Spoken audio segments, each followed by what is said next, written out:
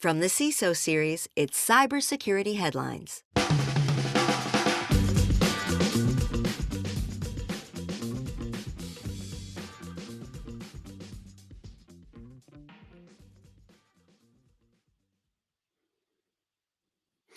We have seen several major vulnerability stories happening this week, hitting global email systems and Dell computers, along with developments at BaseCamp and SAP.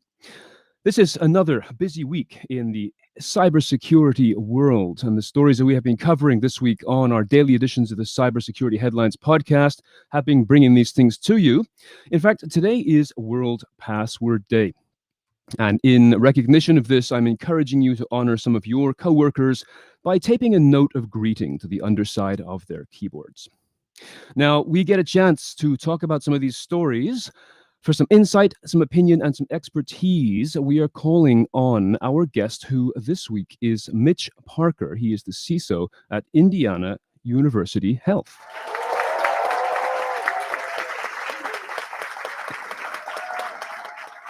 Mitch, welcome to the show. Good evening. Thank you so much for having me today. I really appreciate it. Well, we have a lot to do, and just before we get into it, I just want to remind everybody that our sponsor for this week is Boxcryptor. And if you are joining us live, I invite you to consider joining us on Crowdcast and share some of your comments and your thoughts. If we can, we will include them in the show as well. So, Mitch, we've just got 20 minutes to get through about 10 stories if we can, and I want to start with credit ratings. Experian has an API that apparently leaked out most Americans' credit scores. Researchers claiming that the credit scores of almost every American were exposed through this API tool that was used by an Experian credit bureau. It was left open on a lender's site without even basic security protections. And this researcher was even able to build a command line tool to do some lookups, even using zeros in the fields for the date of birth. Experian has refuted concerns from the security community that this issue could be systemic. So, my question for this really is that the credit rating agencies always seem to exist in a world of their own, yet they do affect everybody. Should they be more visible in terms of accountability for security situations like this? Absolutely. You take a look, for example, at the 21st Century Cures Act final rule, where healthcare organizations have a similar issue where they have to expose patient information to authorized patients via APIs. Penalties for that are $1 million per violation, and they can compound. So you really have to take a look at what APIs you have out there. And 25 years ago, it was text files circulating around with all this information that were the danger. Now it's these APIs. So we have to get these APIs under control and get them secured and make sure that we're being proactive about them. Yeah, it does seem this is one of these industries that seems to have all the power, yet it appears to be very little accountability for these kinds of things, given, as we've seen with things like the Facebook scraping of a while back, 2019. This is data that will last for a long time and can be used. So I certainly agree with you. We need to look at some more, let's say, in-depth focus on their particular kind of security. Now, speaking of security, which of course was what we're here to do, SAP, this one kind of floors me, and I'd love to know what you think, whether I'm just overreacting here. But SAP has admitted to thousands of illegal software exports to Iran. They have reached a settlement with U.S. investigators to close a prosecution relating to the violation of economic sanctions and the illegal export of software to Iran, including upgrades and security fixes to users in Iran over 20,000 times. They admitted to these accusations, and they settled for $8 million to avoid prosecution. Now, they are, of course, a powerhouse in the industry. We all know them. We all deal with them. Do you feel that $8 million is an appropriate penalty, or is this the kind of small change that might encourage other big players to do the same kind of thing? Or does none of this matter? You take a look at it with the history of German companies that have sold to the Iranian regime. Stuxnet targeted Siemens products. Right. And when they had their people rising up against the Iranian president about a decade ago, they were using tools from that company as well. And the way you look at it is that you're not going to stop the flow of these products into countries like Iran. you will always have some third-party intermediary somewhere. I mean, look at North Korea having the latest and greatest in technology. So you have to understand that you'll never get it. You'll never completely cut off these companies or countries from the latest and greatest. However, you can deter them. And I think this was more of a deterrent to show that, hey, look, we're watching. Next time, we're not going to be so kind. Yeah, because I'm thinking about things like GDPR, where it seems like the penalties are being actively delivered, and in some cases quite substantial. So yeah, we're watching. That is perhaps the best approach, but definitely, I guess the concern a lot of people have is that when it is just simply pocket change, that it means that all is okay, all is all right. Let's have a look at BaseCamp. There was a story coming out this week about a mass exodus. Now, BaseCamp is not a large company, but it was looking to see, or it was observing, 1/3 to half of its employee base leaving after the CEO banned political discussions. Now, of course, this is a very contentious topic. Political opinions, have never been sort of hotter and more dangerous right now. But it saw a lot of these people citing new company policies around no longer being allowed to openly share their societal and political discussions, and perhaps it was just internal conversations about the company and its commitment to diversity, equity, and inclusion issues. So is this a message about, again, how employees are perhaps taking more of a stance, being aware of their own career mobility? I mean, we're in an industry where, to my understanding, there is a lot of a shortage of skilled people. So is this a leverage on employees' side to say, if I don't like a company, I am going to walk? What do you think about that? So I think it's something completely different. BaseCamp as a company was not just a 60-person company. They were a company that had best-selling books on how to manage. In addition to that, their software is leveraged by thousands of companies. It was the project management tool of choice for a number of creative agencies. So any action you take there is an action that gets multiplied by 1,000. Mm-hmm. So taking the kind of stance that they did, given the current stance in the current state we are in society, was a very dangerous and reckless move, and I believe came about via the hubris of the founders of that company, thinking that this was another genius move they were going to make a best-selling book about, when in reality they disenfranchised their staff. Yes. And they made themselves a cautionary tale on employee disengagement and what not to do if you are a senior executive. Very wise statement, cautionary tale. That's the kind of thing people need to observe, because indeed, these things do not have repercussions. I noticed also, by the way, just to acknowledge, John made a comment to us just a moment ago about SAP, suggesting they did get off cheap here. So it is interesting to see that people are noticing that this is pocket change for these large, huge companies. So, Project Signal. The Project Signal ransomware campaign. Security researchers at Flashpoint identified the ransomware campaign seemingly organized, once again, by Iran's Revolutionary Islamic Revolutionary Guard Corps. Began in the summer of 2020, with malicious actors researching 3 to 4 websites per day as potential targets. Iran has a history of blending operations with non-state activities to give itself plausible deniability. And that's the term that I'm interested in here, is that plausible deniability might be just merely table stakes in this game. A lot of governments play this game, but are you seeing anything new with this particular approach in Project Signal? Really, it's not. I mean, this is pretty much standard fare. They've been doing this for a number of years. Russia does the same thing. China does the same thing. And this is something that pretty much anyone with a sophisticated enough electronic warfare division is going to do. Mm-hmm. So this is yet another chapter in the ongoing book of things that we have to guard against and defend against. This book seems to be getting bigger and bigger. There's just so much that keeps getting added to it. Yes. Just want to take a moment, Mitch, to address and thank our sponsor for this edition of the show. This is Boxcryptor. And Boxcryptor thinks that and says that we think that CISOs all have a right to sleep peacefully at night, and so therefore we are recommending encrypting your sensitive business data for an extra layer of protection. Now in its 10th year, Box Cryptor offers strong end-to-end encryption from more than 30 cloud providers, NAS, file servers, and local data to your organizations of all sizes. And you can start your free trial now at boxcryptor.com. So here we are. Just going to bring up the next one. We've got dozens of apps leaking AWS keys. These stories always amaze me. There's a new report from BVigil search engine, which checks on apps' security ratings and other security issues before installing, found over 40 apps that had hard-coded private Amazon Web Services keys embedded within them.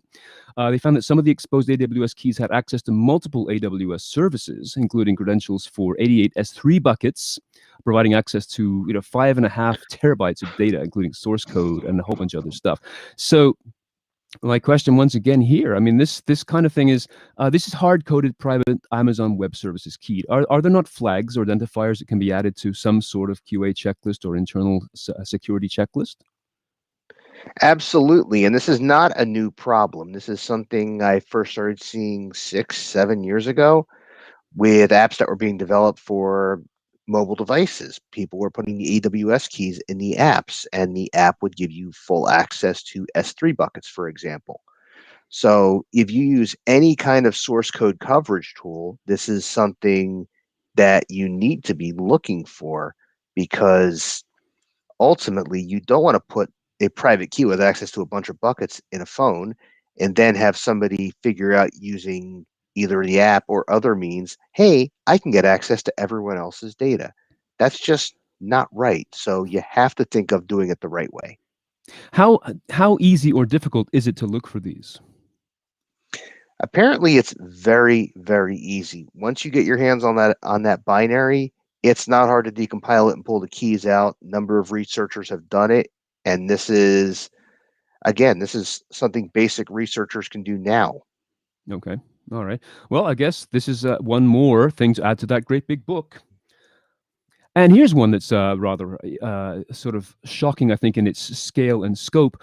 We reported on this a couple of days ago, a new set of vulnerabilities that may affect 60% of the world's public email servers worldwide. This one comes from the Qualys research team, and it was looking at 21 vulnerabilities in the XIM mail server, some of which can be chained together to obtain full remote unauthenticated code execution and gain root access privileges. So they called it 21 nails, and it gives people complete access to root privileges. And the researchers said it is imperative that users apply patches immediately. So this seems like an awful lot of email servers around the world. How serious do you think this situation is? I think this is incredibly serious. I mean, it's been the year of email. We had this, and last month we had the Exchange bug. And people forget SendMail and the Morris worm. To their detriment, they forget those. So when you take a look at this, you have to really think, if I have something that's listening on ports 25 or 587 on the internet, I've got to keep that patched, and I've got to be vigilant about how I patch and architect so that this doesn't happen.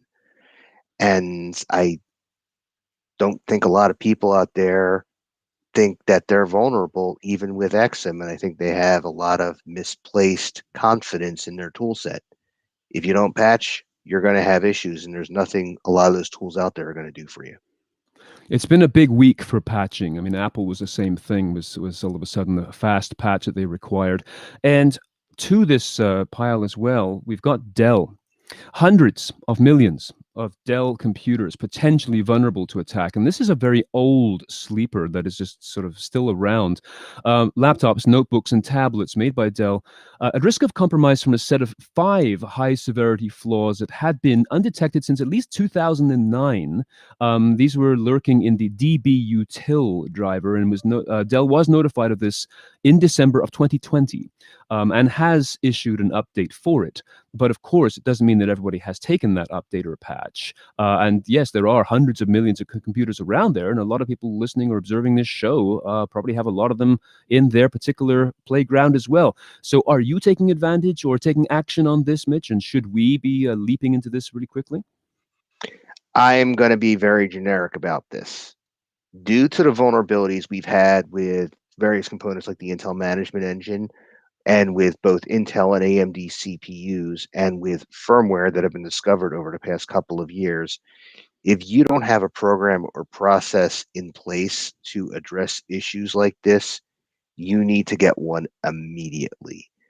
Because when you target low level, such as this, aka device driver, aka BIOS, firmware, EFI, you name it, you have to be able to patch them. It's not like the Microsoft patches. It takes a lot more work to get these done correctly. Yeah. Yeah, I wonder sometimes if people think that there may be like a statute of limitations, that after a couple of years, any of the bad stuff has now passed. There's new bad stuff, but the other stuff has now faded into the distance. I think it's quite shocking when we see these ones coming in from a decade or more ago and they're still lurking around. And especially, yes, if there is a lot of extra work required to do this, it isn't as simple as you said as a Microsoft patch or maybe an Apple patch. But yeah, shocking news for people. I mean, this is a lot of hardware that people have sitting around. So innovation from the black hat side is something that always fascinates me. Obviously, the people who are seeking to break into our organizations are finding every creative way of doing this and continue to do this. And this story here, fishing for workplace credentials. Workplace Unite sent emails claiming to offer $500 for workplace login credentials plus $25 a month for as long as those credentials were active. This is a story that Motherboard reported on, saying that these emails make HTTP requests to sites linked to the startup Argyle, which claims to act as a gateway to access employment records with access to 40 million records. But it sounds to me like a new approach to buying data from the people who are used to breaking in and stealing it. Do you think that, well, do you think that's correct, first of all, but do you think that staff, individual employees can be trained to be vigilant against this type of thing? And this is an ongoing question we always put to all of our experts. Can we train people to be street smart about these things? Would that even help?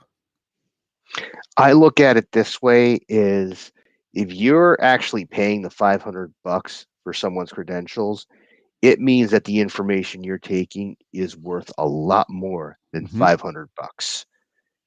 So you need to be taking a look at people, what access they have, what systems they have access to, and make sure that you have controls in place to be monitoring for that level of access. Because think of it this way.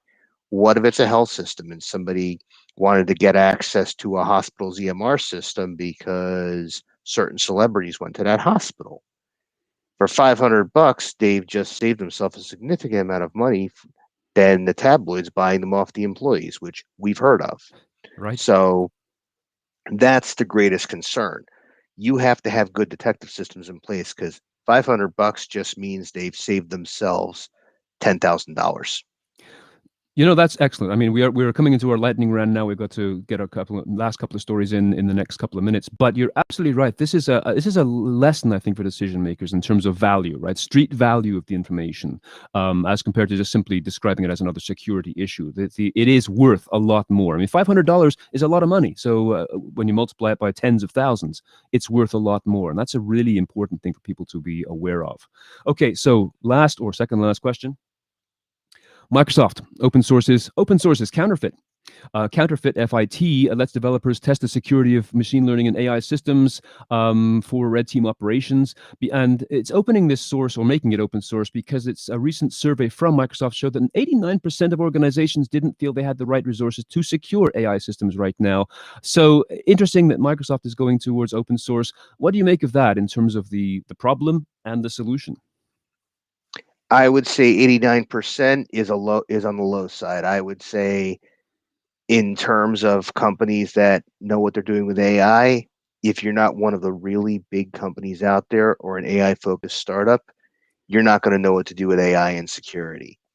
And I've spoken to a lot of companies in this space, and I think them open sourcing it is a good move Hmm. because, again, most of academia, where the good research is coming from, uses open source significantly. So being able to do this allows them to bundle this in with offerings and be able to use this in research. And Microsoft, people forget, has a very large research arm as compared to almost any other company outside of IBM. Right, right. Okay, so this is interesting once again because we do have open source coming in on both sides of the pro and con argument in our show. So I'd love to watch that. And here's our last story because this is one I don't know whether you have an opinion on or not, but it's coming from tomorrow's newscast. And this is about Bazaar Backdoor. It's a phishing campaign that's going fileless and linkless. And so they are delivering malware that encourages people to type or copy URL links into the address of their browser or to call phone numbers rather than clicking on a link. This is because, according to Iron Scales, they know that companies are now better protected against certain types of malware, especially clicking on links. But they know that human beings are still the weak link. So what they're doing right now is to convince people to simply copy and paste. So again, my question would be the same thing in terms of how we street smart people to this constant wave after wave of threats from different directions. But I thought it was an interesting and novel approach to malware delivery. Absolutely. Fileless malware has been with us since early 2000s. O'Reilly had a book called Security Warrior in 2003 that described how to write it. And the linkless part, this is also old news because you used to see phishing links do this years ago. The difference is with URL shorteners, it's not like you're asking people to type in 30 characters. You're asking them to type in 20 at most. It gets them to the website to download the fileless malware, and away you go. So these are both things you have to train your users, and also maybe take a look at what the links are doing. I know there's not that many companies doing OCR on emails to Mm. see if this is the case. However, given the move to the cloud of email providers, I can see some of the bigger ones having protections for this very soon. But this is two old technologies being combined together to be more effective in modern times. So it's old, but it's new again.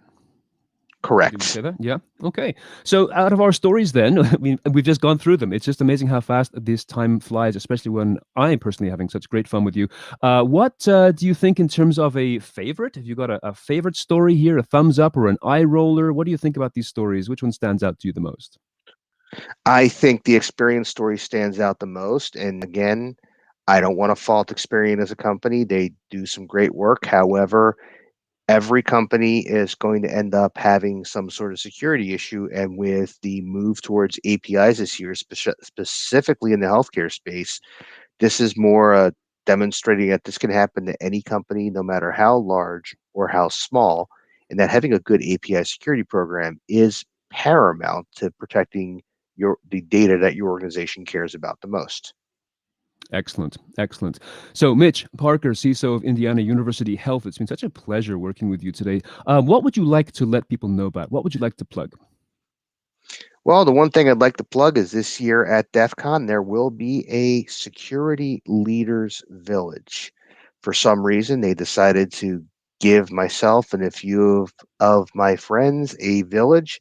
And the way I described it to my boss yesterday was leadership essentials for people in security, because a lot of us in security ended up in leadership roles and didn't end up there with the requisite training or knowledge, or as you call it, street smarts, that a lot of professionals and managers have gotten on their career path. So we want to help the security community get to where they need to be to better implement solutions and help their organizations out. Fantastic, Mitch. Well, thank you so much. It has been absolutely delightful working with you, and I wish you all the best with that and your other speaking and other expertise roles. So, thanks for joining us today. Thank you very much for having me. I really appreciate the opportunity. It's been great fun. So, to end off here, I want to thank Mitch once again, but I also want to thank our sponsor for this week's session, which is BoxCryptor, and you can check them out at boxcryptor.com. Remember also, more information coming tomorrow in our Friday video chat entitled this week, Hacking Cloud Access. Just go to CISOseries.com, check it out, sign up to join us for 10 a.m. Pacific and 1 p.m. Eastern Time. And remember, we'll be back every day of the week next week with some more cybersecurity headlines, 6 minutes or so of the most important stuff that you need to know for your day. Thank you so much for joining us today. It's been such a pleasure. We will see you again next week. Take care. Stay safe. Cybersecurity headlines are available every weekday. Head to CISOseries.com for the full stories behind the headlines.